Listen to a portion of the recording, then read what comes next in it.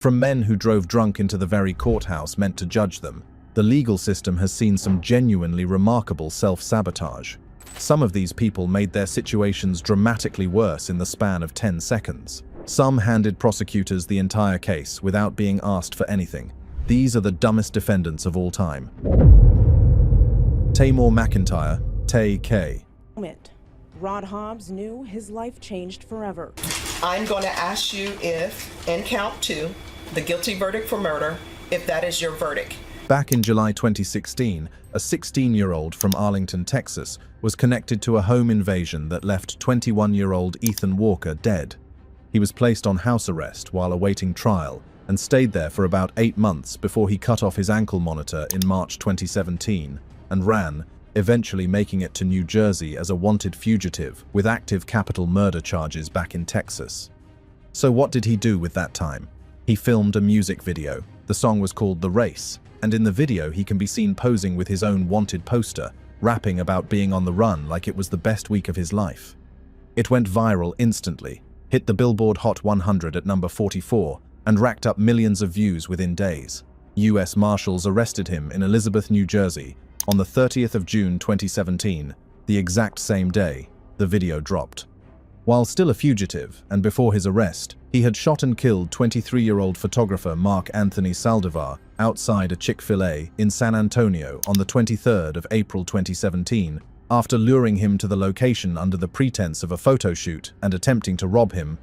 2 separate murders, 2 separate trials, years apart. At his 2019 sentencing for the Walker killing, prosecutors played The Race in full for the jury and submitted the lyrics into evidence, arguing it showed a man with zero interest in accountability for what he had done.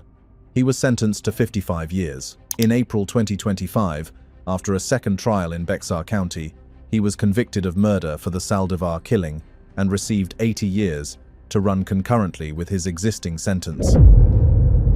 William Demopoulos.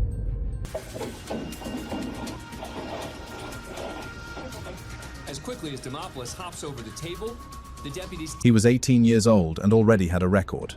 Criminal damaging, unauthorized use of a motor vehicle, obstructing official business. So when he showed up to Berea City Court in Ohio for a probation violation hearing, it wasn't exactly his first time in front of a judge. But what happened next was something nobody in that courtroom was prepared for. The hearing was routine until the magistrate made one request: hand over the cell phone. That was it. Demopoulos didn't take it kindly, pushing back and insisting there was no reason for anyone to go through it. The judge pressed him, asking what exactly he didn't want them to find. That question did not land well. When the judge told him that refusing meant jail, something snapped. Demopoulos lashed out, jumped onto the defense table, and launched himself into a crowd of deputies in a full sprint toward the courtroom doors. It wasn't a stumble or a moment of panic. It was a committed escape attempt. Deputies tackled him to the ground, and he fought them the entire way down. And the whole time this was happening, the judge was still talking. He kept adding days to Demopoulos' sentence out loud as deputies were still pulling him off the floor. 30 days, then 60 on top of that, then an offer of 90 if he wanted to keep going. He came in facing a probation violation. He left with his probation revoked, additional jail time, and a new charge of resisting arrest. His father later told local news that Demopoulos suffers from intermittent explosive disorder and had been off his medication before the hearing. Deobra Redden.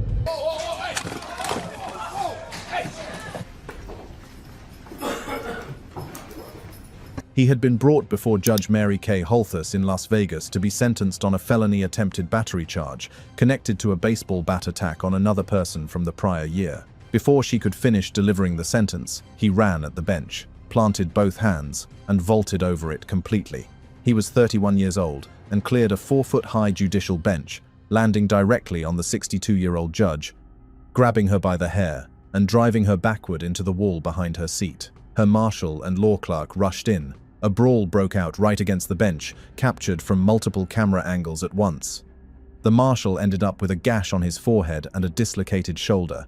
The judge was treated for injuries but was back in court the very next day. Afterward, Redden reportedly told corrections officers he had had a bad day and had tried to kill her. He was charged with attempted murder and 5 additional counts tied to the attack. At trial, he pleaded guilty but mentally ill. His defense noted he had not been taking his prescribed medication for schizophrenia that day. At his December 2024 sentencing, he told the court he was not a bad person and that he did not remember anything from that day. Prosecutors read Holthus's written statement aloud in response.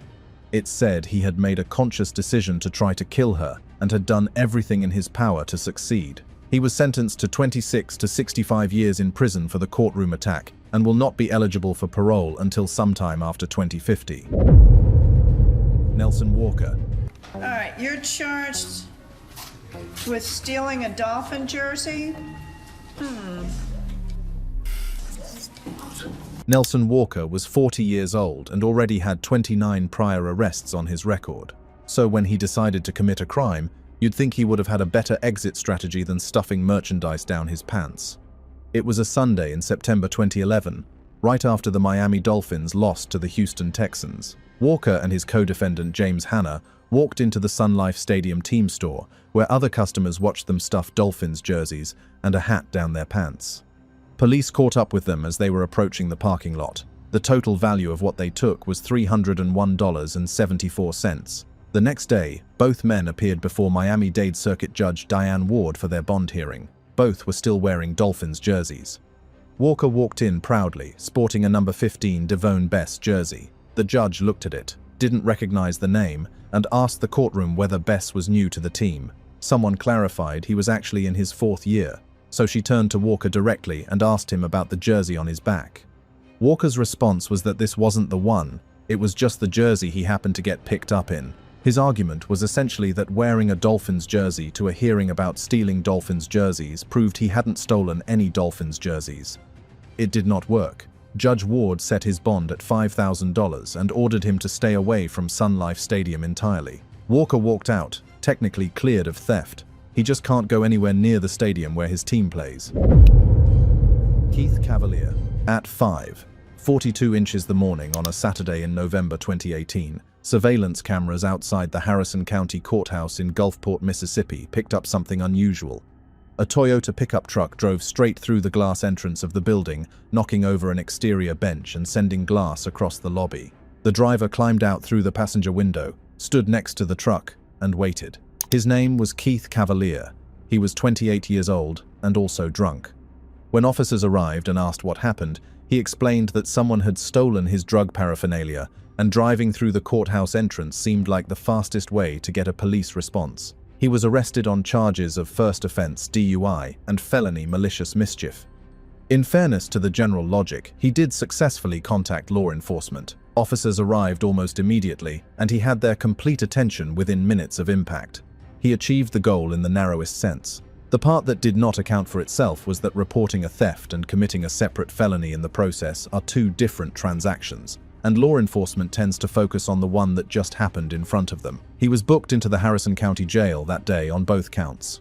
The drug paraphernalia was never recovered, as far as any reporting shows. The courthouse was repaired, presumably without the truck still in the lobby. Cavalier had not injured anyone in the crash, which in some sense is the only part of the morning that went according to a reasonable plan. It remains one of the more efficiently self-defeating crime reports in Mississippi history. Robert Stewart. It's Coronado, California, San Diego. That's the only place that we can get a switch. All right, thank you. Very good weather. Robert Stewart was 64 years old and already had a no-contact order, keeping him away from his own brother, Ronald. So when he showed up at Ronald's home anyway, during a holiday gathering with guests present, it was a violation of an active court order. According to the prosecutor, Ronald was entertaining guests when Robert walked in and punched him in the chest, hard enough to knock him to the floor. The attack was unprovoked. 2 witnesses saw the whole thing. What made it worse was that Ronald has a serious heart condition, and Robert knew that. When police questioned him afterward, Robert admitted to the battery, but explained it by saying his brother wanted too much from him. Judge Hurley set bond at $2,500 on the battery charge, but held him without bond on the injunction violation, citing the safety risk to Ronald and the fact that Robert had already shown he would ignore court orders. A 500-foot no-contact order was put in place. The hearing was essentially over, but Robert wasn't done. He told the judge he was a Navy SEAL, then said it again, then again. Judge Hurley, who clearly knew something about the program, asked him one question: where is SEAL training conducted? There is only one place in the world. Robert couldn't answer. The judge told him the answer himself. Coronado, California. Robert eventually pleaded no contest and was sentenced to 210 days in jail with credit for time served. When the court later asked the Navy about his service record, they responded that for security reasons they could neither confirm nor deny his SEAL status. Judge Hurley thanked him for his service anyway, just to cover his bases. Anthony Lane. Virtual court hearings come with a basic understanding. Show up on time, pay attention, behave as though you are in an actual courtroom, because legally speaking, you are. Anthony Lane appeared via Zoom to waive his probable cause hearing after being charged with drug possession.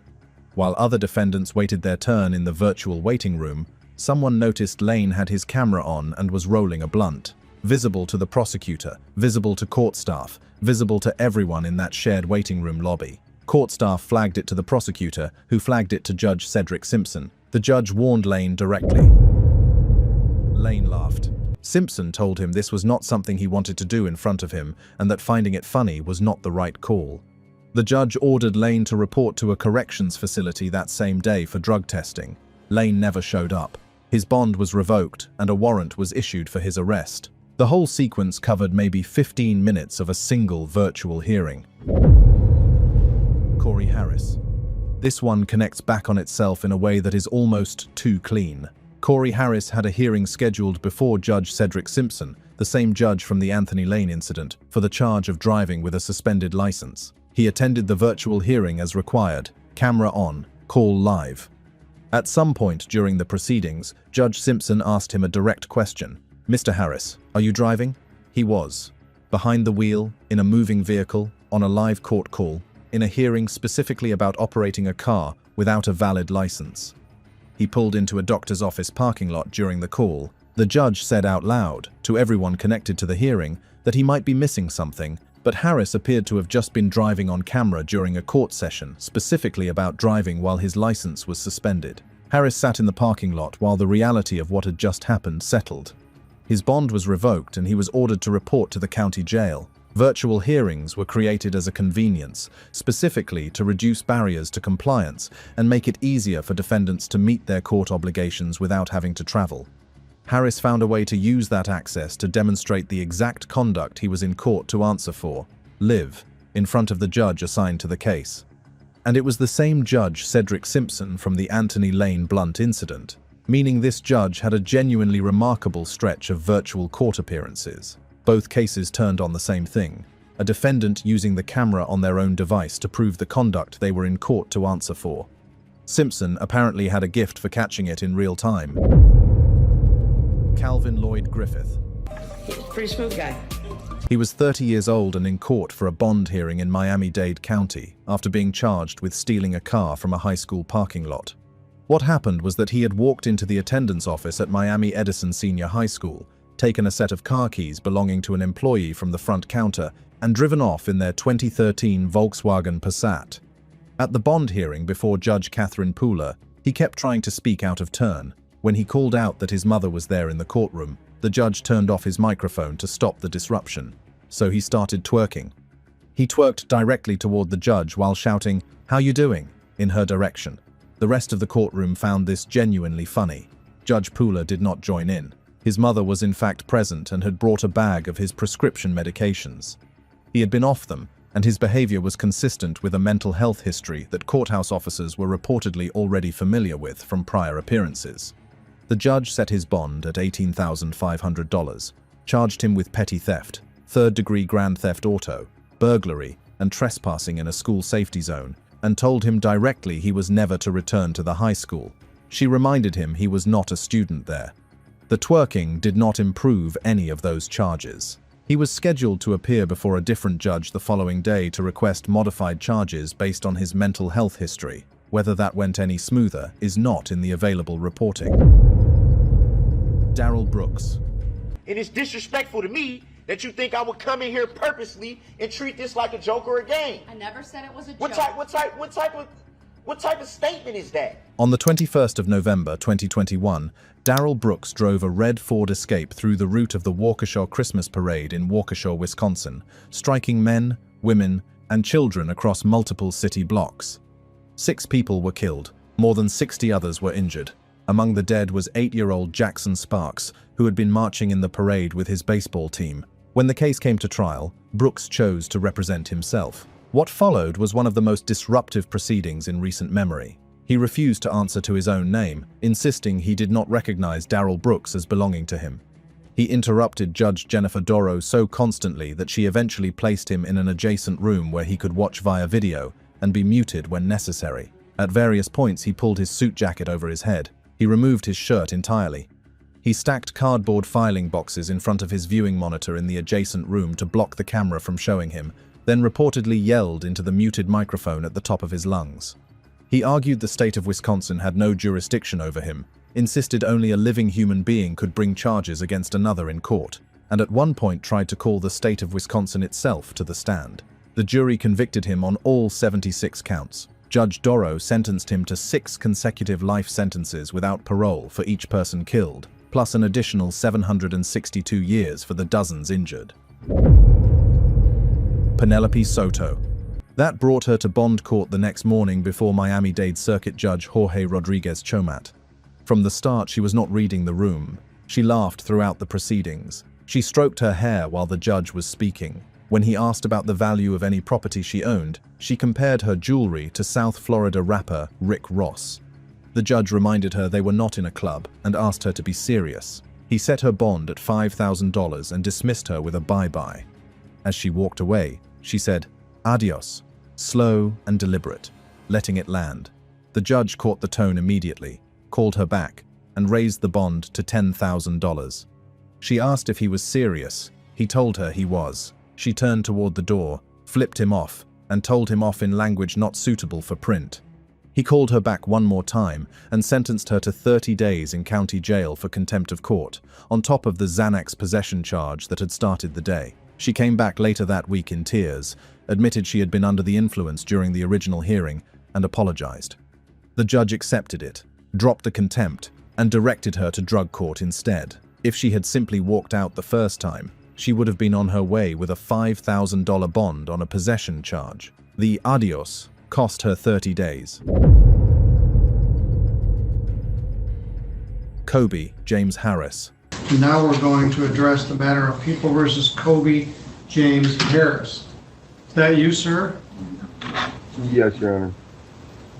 The allegation in this case is that on or about February the 9th, He was 21 years old and facing a charge of assault with intent to commit great bodily harm against his girlfriend, Mary Lindsay, from a February 2021 incident in Sturgis, Michigan. As a condition of his bond, he had been ordered to have no contact with her whatsoever. When the March 2 hearing was held virtually via Zoom, both Harris and Lindsay dialed in, supposedly from separate locations. About 7 minutes in, prosecutor Deborah Davis was questioning Lindsay when she noticed something off. Lindsay kept glancing to her left, away from the camera. Her answers were slow and evasive in a way that stood out. Davis stopped the hearing and told Judge Jeffrey Middleton she had reason to believe Harris was in the same apartment as Lindsay and that she was concerned for her safety. The judge asked both of them to state where they were calling from. They gave different addresses. He asked Harris to walk outside and photograph the house number. Harris said his phone was at 2% and did not think it had enough charge for that, while noting he was near an electrical outlet. By then, officers were already on their way to Lindsay's address. She answered the door, her feed cut out. Then, so did Harris's. A minute passed. Harris came back on screen speaking to the judge, with officers visible behind him placing him in handcuffs inside Lindsay's apartment. His bond was revoked on the spot. The judge told him that if he had $10 million, he still could not bond out. He tried to say something in his own defense. The judge told him to stop talking and that he had hit bottom and was continuing to dig. Additional charges followed. Brian Earl Taylor. That's all I wrote a song.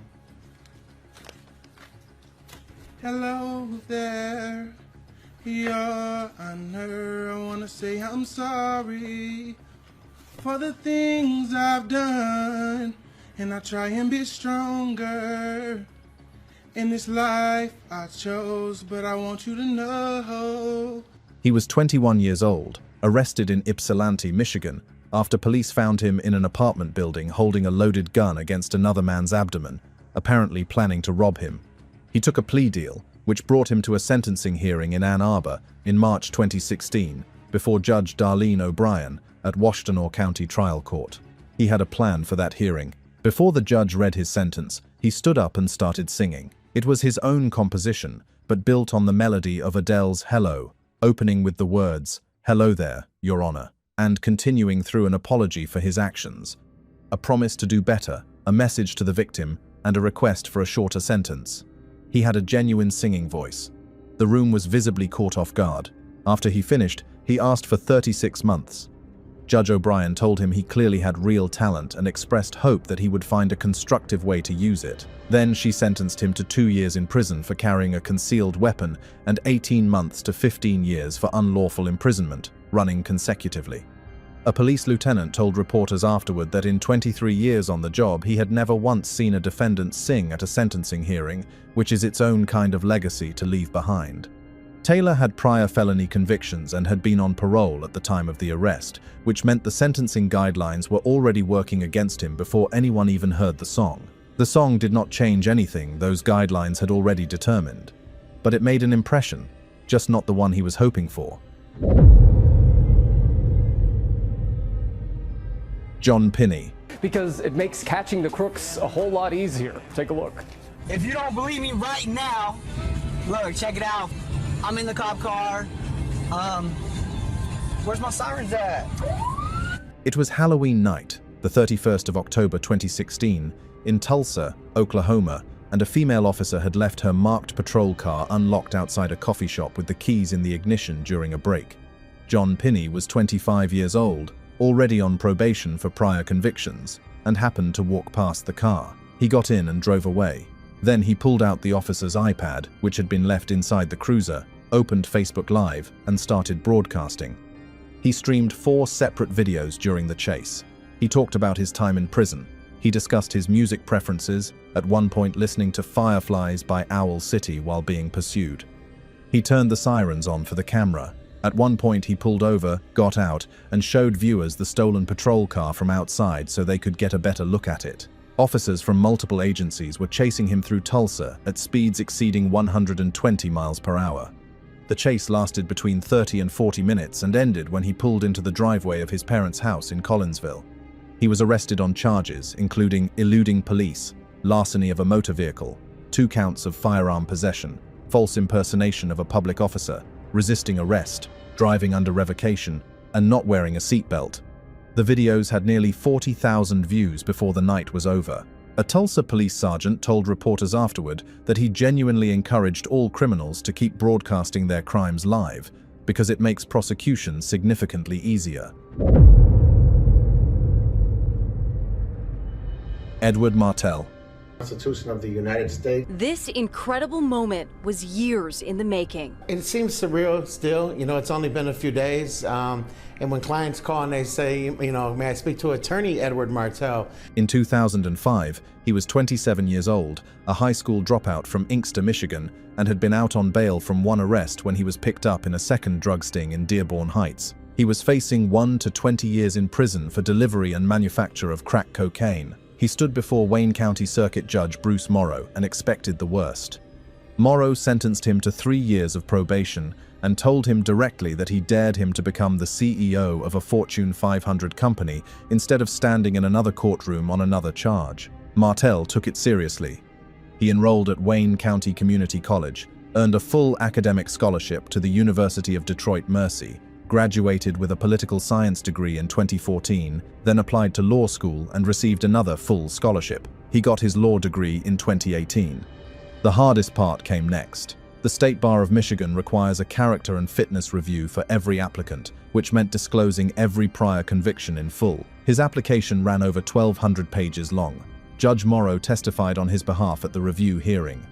It was approved in 15 minutes. On the 14th of May, 2021, 16 years after that first appearance, Martell returned to Judge Morrow's Wayne County courtroom and raised his right hand.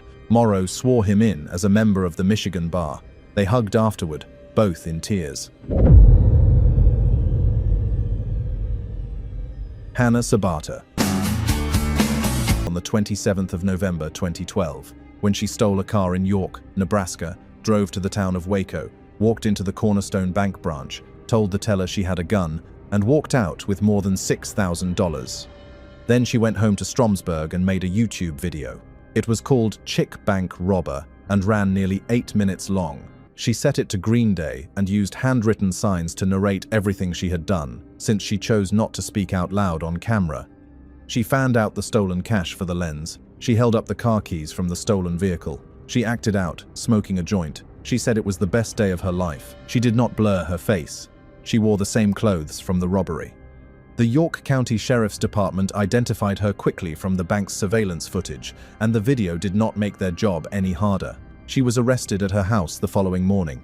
In court, she told the judge she had been manic, that she was sorry she had scared the teller, and that she wanted to be an art teacher and make the world a more beautiful place. Judge Patrick Mullen sentenced her to 10 to 20 years in prison. Enrique Martin Ayala. Good afternoon.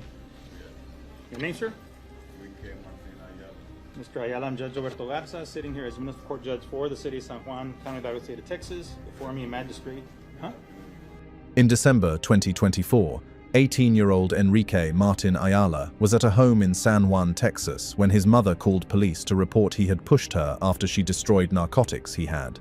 When officers arrived and tried to remove him from the residence, he slipped out of their grip, grabbed a kitchen knife, and stabbed 3 San Juan police officers in the neck, ear, and rib area before running from the scene. He was found hiding next to a house about a quarter-mile away, roughly an hour later. At his arraignment, he walked into the courtroom smiling and shouting expletives at the gallery. Then he entered a no-contest plea. He was charged with 3 counts of attempted capital murder of a peace officer, aggravated robbery, and resisting arrest, with bond set at over $3 million. So the outburst was not a protest of the charges. It was not a response to anything the court had done. He walked in, shouted at people he did not know, and then calmly accepted the legal process that was about to unfold around him. The no-contest plea means he did not formally contest what he was accused of, so the outburst on the way in accomplished nothing procedurally. It just happened, and then it was done, and then he accepted the charges. All 3 officers he stabbed were hospitalized in stable condition and recovered.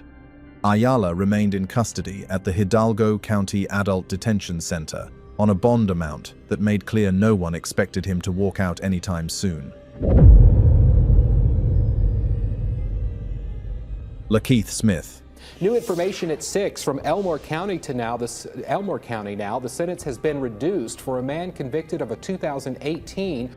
In the spring of 2018, 19-year-old Lakeith Smith was brought into an Elmore County, Alabama courtroom for sentencing. He had been convicted of felony murder, armed burglary, and theft under Alabama's accomplice liability law, which holds all participants in a felony responsible for any death that occurs during the commission of it.